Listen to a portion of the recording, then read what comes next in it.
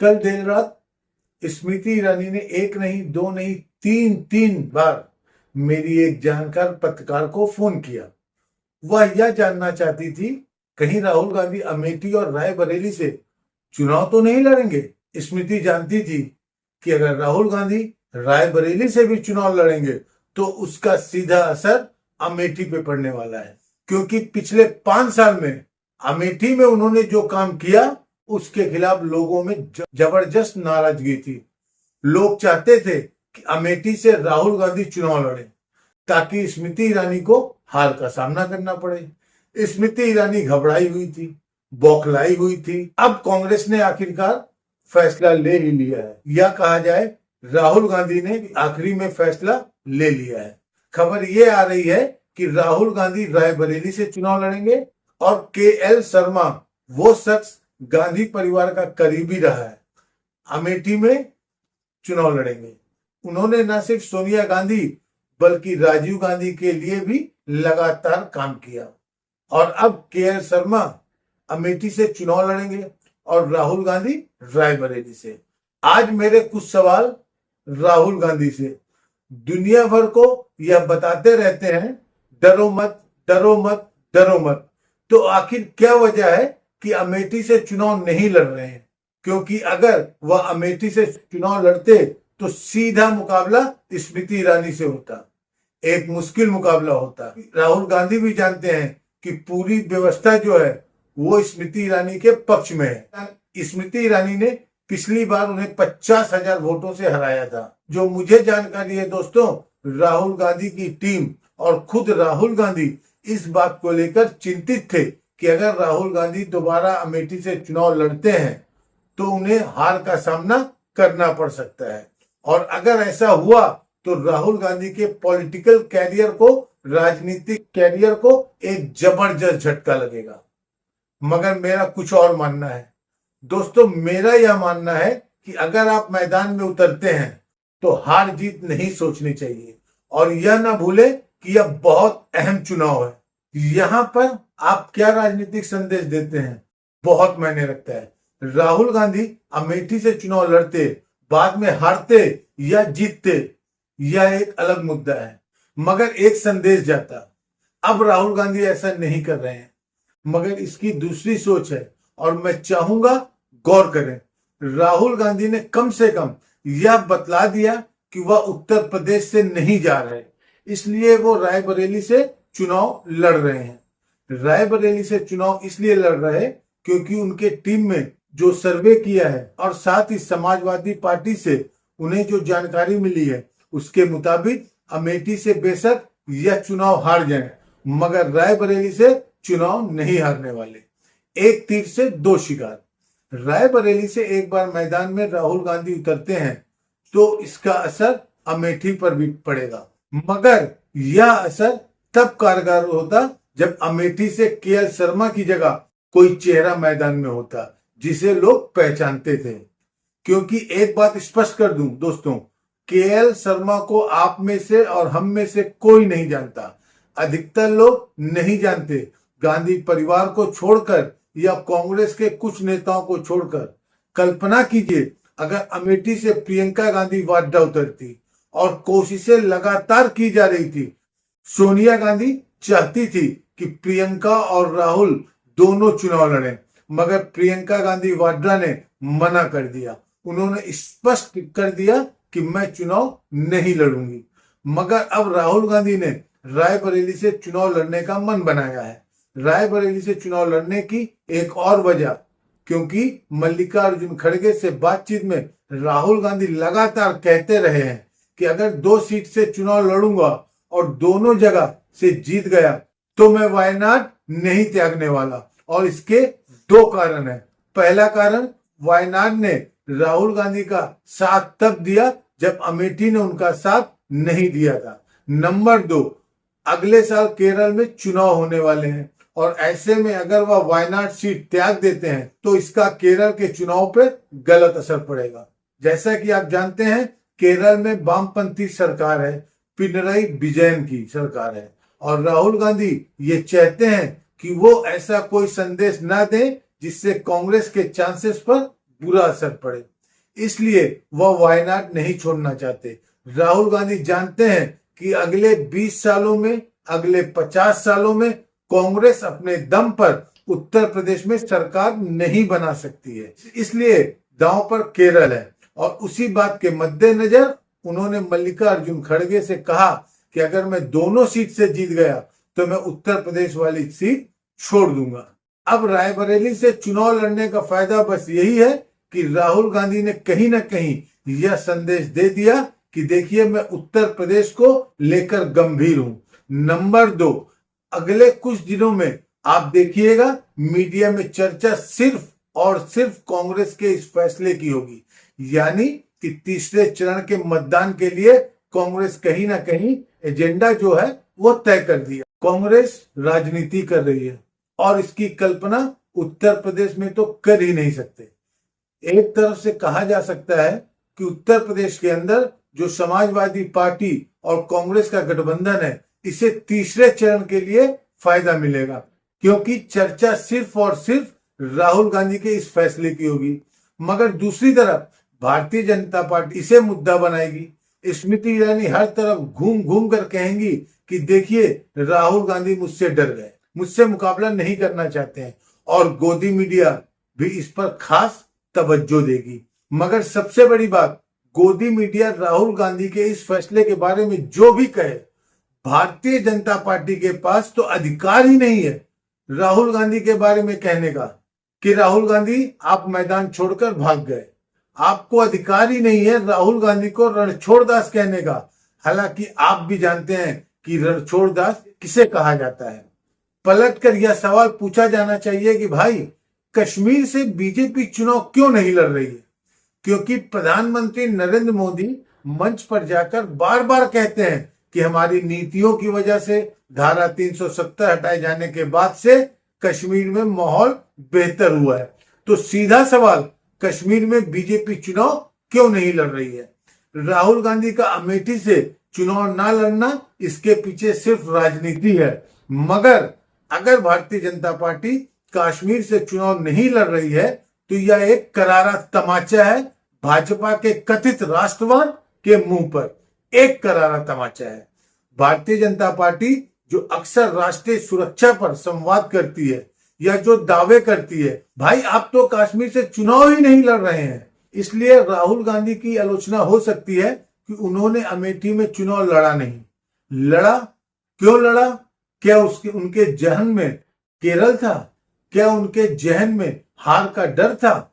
मगर कश्मीर से चुनाव ना लड़ना ये अपने आप में शॉकिंग है। यह साबित करता है कि प्रधानमंत्री ने जितने दावे किए, देश के गृह मंत्री अमित शाह ने जितने भी दावे किए कश्मीर को लेकर, वो सब सिर्फ झूठ थे। क्योंकि अगर आपने माहौल बेहतर किया, अगर आपने लोगों की जिंदगी को सुकून की तरफ ढकेला है, तो आपको मैदान में उतरना चाहिए था ना। इसका मतलब आप भी मान रहे हैं आपने कश्मीर में हालात बद से बदतर कर दिए, तभी आपकी ये हालत है कि आप चुनाव नहीं लड़ रहे हैं और कोई गोदी मीडिया इस पर डिबेट नहीं कर रहा है। मैं आपसे पूछना चाहता हूं, इससे बड़ी कोई खबर हो सकती है? यह खबर तो राहुल गांधी की अमेठी से चुनाव न लड़ने से भी बड़ी खबर है। मगर शून्य बटा सन्नाटा पसरा हुआ है। मगर आप देखिएगा दिन भर किस तरह का कवरेज गोदी मीडिया में चलने वाला है। मगर आप जानते हैं कि गोदी मीडिया की विश्वसनीयता है वो जीरो है, वो एक बहुत बड़ा शून्य है। तो क्या कहते हैं उसके कोई मायने नहीं। मगर हाँ, अगर आप मुझसे पूछे तो राहुल गांधी को अमेठी से चुनाव लड़ना चाहिए था, प्रियंका गांधी वाड्रा को रायबरेली से चुनाव लड़ना चाहिए था। आप हारते जीतते वो अलग बात है, मगर लड़ना चाहिए था। हार के डर से अगर आप रायबरेली पहुंचे तो यह गलत है, आप गलत संदेश दे रहे हैं। क्योंकि आपकी राजनीति में तो कम से कम डर नहीं दिखाई देता ना। आपकी संसदी चली गई, आप उससे नहीं डरे। आपका घर वापस छीन लिया गया, आप उससे नहीं डरे। उल्टा आपको याद होगा राघव चड्ढा को जब बड़ा घर नहीं मिला तो उन्होंने कितना बड़ा बवाल किया था, याद है ना आपको। मगर राहुल गांधी का जब घर छीन लिया गया तो राहुल गांधी ने चुपचाप घर छोड़ दिया। यही फर्क दिखाई देता है।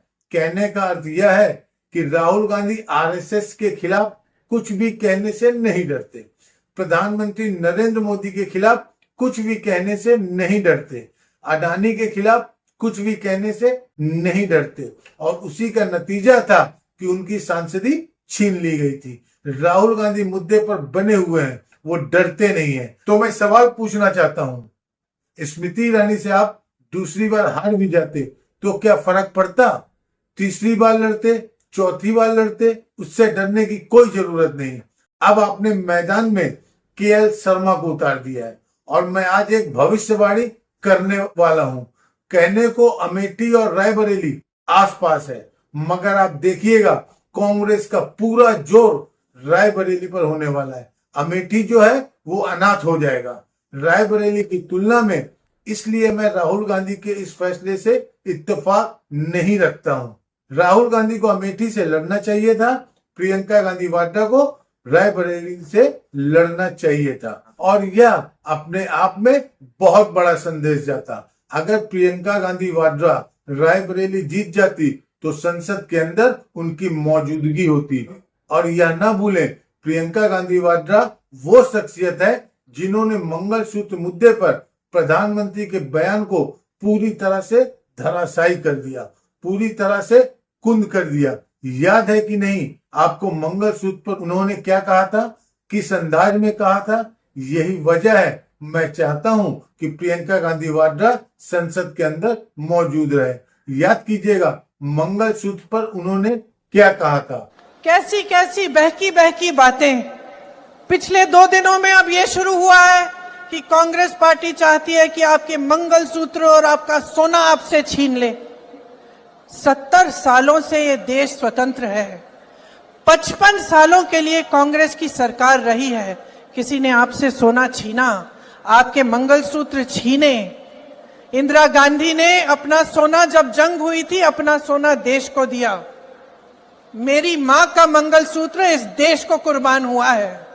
और यही नहीं, याद कीजिए कल ही उन्होंने अपने पिता की शहादत पर प्रधानमंत्री नरेंद्र मोदी की जो आलोचना की कि मैं अपने पिता के टुकड़े समेट कर तिरंगे में लपेट कर लाई थी।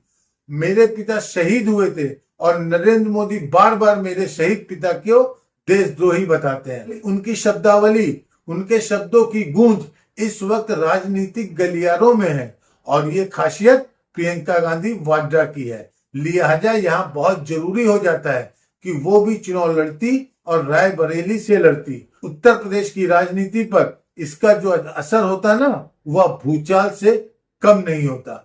आसपास की सीटों में गठबंधन है, जान आ जाती। मैं नहीं कह रहा कि रायबरेली में चुनाव लड़ने से जान नहीं आएगी। यकीनन रायबरेली में जो चुनाव लड़ रहे हैं राहुल गांधी, उसका असर दूसरी सीटों पर भी पड़ेगा। आसपास के तमाम सीटें हैं, सुल्तानपुर यहाँ तक कि लखनऊ पर भी इसका असर पड़ सकता है। कोई इस बात को नजरअंदाज नहीं कर रहा है, मगर चुनाव चेहरों का होता है दोस्तों। लोग शख्सियतों को देखते हैं, चेहरों को देखते हैं। और अमेठी में अगर स्मृति ईरानी वर्सेस राहुल गांधी होता तो क्या मुकाबला होता। चलिए भूल जाइए इस मुकाबले को, प्रियंका गांधी वाड्रा ही उतर जाती है अमेठी से। मैं कुछ और आपसे कहना चाहता हूं, प्रियंका गांधी वाड्रा अगर हार भी जाती तो क्या होता? पहली बार चुनाव लड़ रही थी, मगर सोचिए एक तरफ प्रियंका गांधी वाड्रा, एक तरफ स्मृति ईरानी, क्या मुकाबला होता दोस्तों। क्योंकि स्मृति ईरानी अपनी राजनीति की वजह से उनकी लगातार आलोचना होती है। कहने को महिला और बाल विकास कल्याण मंत्री, मगर मैं आपसे पूछना चाहता हूं, प्रज्वल रवन्ना पर कुछ कहा? ब्रिजभूषण शरण सिंह की जगह उनके बेटे करण भूषण को टिकट मिल गया, कुछ कहा? बार बार एक बलात्कारी को पेरोल पर रिहा किया जाता है, उस पर कभी स्मृति ईरानी ने कुछ कहा? महिलाओं के सम्मान से जुड़े किसी मुद्दे पर स्मृति ईरानी नहीं बोलती हैं। उन्होंने अपनी बेटी के कैफे सिली सोल्स के बारे में इतना बड़ा झूठ बोला था, कहा था मेरे पति की कंपनी और मेरे बेटी की कैफे में कोई रिश्ता नहीं है, जबकि आरटीआई से उनका ये पूरा दावा एक्सपोज हो गया था। अगर प्रियंका गांधी वाड्रा मैदान में उतरती तो इन तमाम मुद्दों पर स्मृति को घेर सकती थी, क्योंकि इन मुद्दों पर कोई जवाब नहीं है स्मृति के पास सिवाय बौखलाने के। इन मुद्दों पर घेरती न, और दूसरी तरफ जनता के पास एक बहुत ही बेहतरीन विकल्प होता केएल शर्मा के बजाय। और जब दो महिलाएं मैदान में होती हैं तो मुकाबला भी कुछ और हो जाता है। प्रियंका गांधी वाड्रा अपने आप में राजनीतिक तौर पर एक आंधी के तौर पर सामने उभर कर आती हैं। लोग उनमें इंदिरा गांधी की झलक देखते हैं। यही वजह है दोस्तों, इस सहारनपुर में इस तरह की प्रतिक्रिया उन्हें मिली। यही वजह है धुबरी असम में इस तरह से पागलपन उनके पक्ष में दिखाई दिया।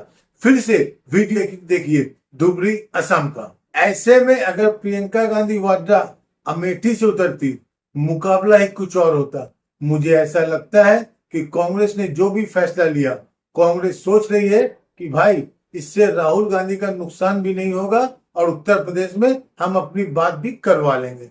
जब लड़ाई करनी है तो सीधी लड़ाई लड़ो। भाई मेरा यह मानना है कि अगर आप अमेठी से चुनाव हार भी जाते हैं तब आप देश का चुनाव भी हार जाते हैं, मगर अगर आप अमेठी से चुनाव जीतते हैं तब आप देश का चुनाव भी जीतते हैं। ऐसा मेरा मानना है। मगर कांग्रेस है, आप जानते हैं कि कांग्रेस की अपनी सोच है। कई बार उसकी ऐसी सोच होती है जो आत्मघाती होती है, जिससे वह खुद का नुकसान करती है। अब तो ये वक्त बताएगा इससे कांग्रेस को फायदा होगा या नुकसान। उसके लिए हम 4 जून का इंतजार करना पड़ेगा। मैं राहुल गांधी से एक और सवाल पूछना चाहता हूं। आपके स्क्रीन पर यह अखिलेश यादव जो कन्नौज से लड़ रहे हैं, अखिलेश यादव भी चाहते तो आजमगढ़ से चुनाव लड़ सकते थे ना, जहां वो आसानी से जीत सकते थे। मगर कन्नौज में उनके सामने चुनौती बड़ी बनी हुई है। वह क्यों कन्नौज से उतरे हैं? क्योंकि वो अपने समर्थकों को एक संदेश देना चाहते हैं, मैं मुश्किल इम्तिहान का सामना करने के लिए तैयार हूं। जीत गए तो बहुत अच्छी बात है, हार भी गए तो कम से कम आजमगढ़ के मुकाबले कन्नौज एक मुस्लिम सीट थी और लड़ सकते थे आजमगढ़ से, मगर कन्नौज से उतर रहे हैं। क्यों? ताकि पार्टी को एक और सीट का फायदा हो। एक सीट के लिए समाजवादी पार्टी लड़ रही है। उत्तर प्रदेश में समाजवादी पार्टी आपकी साथी ही है। आप चाहते तो उनसे सबक ले सकते थे, मगर राहुल गांधी ने ऐसा नहीं किया। उनके मन में डर सता रहा है कि अगर मैं दोबारा स्मृति से हार गया तो मेरा राजनीतिक जीवन खत्म हो जाएगा। आप जानते हैं क्या चीज साबित कर रहा है? कहने को राहुल गांधी, प्रियंका गांधी वाड्रा लोकतंत्र की बात करते हैं, मगर कांग्रेस के अंदर कोई लोकतंत्र नहीं। कायदे से प्रियंका गांधी वाड्रा और राहुल गांधी को मल्लिकार्जुन खड़गे की बात सुननी चाहिए थी। राहुल को अमेठी से और प्रियंका गांधी वाड्रा को रायबरेली से चुनाव लड़ना चाहिए था। आप कल्पना कर सकते हैं दोस्तों क्या बवाल होता, सिर्फ इसलिए कि प्रियंका गांधी वाड्रा ने मन में बना लिया कि मुझे चुनाव नहीं लड़ना है। सिर्फ इसलिए कि राहुल गांधी और उनके आसपास के चाटुकार यह मानते हैं कि अगर राहुल गांधी अमेठी से लड़े तो वह हार भी सकते हैं। दोस्तों इस वक्त कई पत्रकार जो हैं वह अमेठी जा रहे हैं और अमेठी के अंदर वो लोगों से बात कर रहे हैं और अमेठी के अंदर लोग चाहते हैं कि राहुल गांधी मैदान में आए। और आपने भेजा किसको? अपने ही परिवार के दरबारी को। राहुल गांधी को खुद को अमेठी जाना चाहिए था। आपने साबित कर दिया कि आप अखिलेश यादव से सबक लेने को तैयार नहीं। आपने साबित कर दिया कि राहुल और प्रियंका गांधी वाड्रा कांग्रेस के राजा हैं, प्रिंस हैं, प्रिंसेस हैं।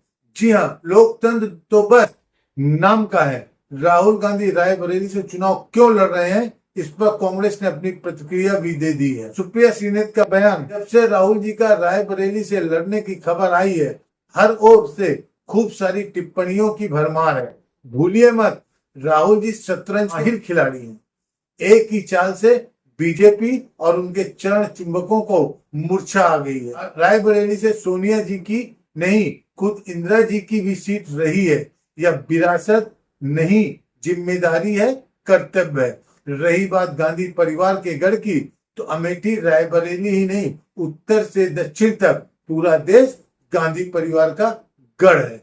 राहुल गांधी तो 3 बार उत्तर प्रदेश से और 1 बार केरल से सांसद बन गए हैं, लेकिन मोदी जी विंध्याचल से नीचे जाकर चुनाव लड़ने की हिम्मत नहीं जुटा पाए हैं। एक बात और साफ है कि कांग्रेस परिवार लाखों कार्यकर्ताओं की उपेक्षाओं, उनकी आकांक्षाओं का परिवार है। कांग्रेस का एक साधारण कार्यकर्ता ही बड़े बड़ों पर भारी है। कल एक मूर्धन्य पत्रकार अमेठी के किसी कार्यकर्ता से व्यंग कर रही थी कि आप लोगों का नंबर कब आएगा, टिकट मिलने का। लीजिए आ गया। प्रियंका जी धुआंधार प्रचार कर रही हैं और अकेली नरेंद्र मोदी पर भारी पड़ रही हैं। इसको देखते हुए जरूरी था कि उन्हें सिर्फ अपने चुनाव तक सीमित न रखा जाए। प्रियंका जी तो कोई भी उपचुनाव लड़कर सदन में पहुंच जाएंगी। आज स्मृति जी की सिर्फ यही पहचान है कि वह राहुल गांधी के खिलाफ अमेठी से चुनाव लड़ती हैं। अब स्मृति से वह शोहरत भी छीन गई। अब बजाय व्यर्थ की बयानबाजी की स्मृति ईरानी स्थानीय विकास के बारे में जवाब दें। जो बंद किए गए अस्पताल, स्टील प्लांट और IIIT है, उस पर जवाब देना होगा। दोस्तों, शतरंज की कुछ चालें अभी बाकी है, थोड़ा इंतजार कीजिए। अश्विनी मिश्रा को दीजिए इजाजत। नमस्कार। स्वतंत्र और आजाद पत्रकारिता का समर्थन कीजिए, सच में मेरा साथी बनिए। बहुत आसान है दोस्तों, इस सब्सक्राइब बटन को क्लिक करिए और हमारे चैनल को सब्सक्राइब करिए। साथ में बगल में बेल आइकॉन को दबाइए, जिससे हमारी हर खबर आप तक सबसे पहले पहुंच सके।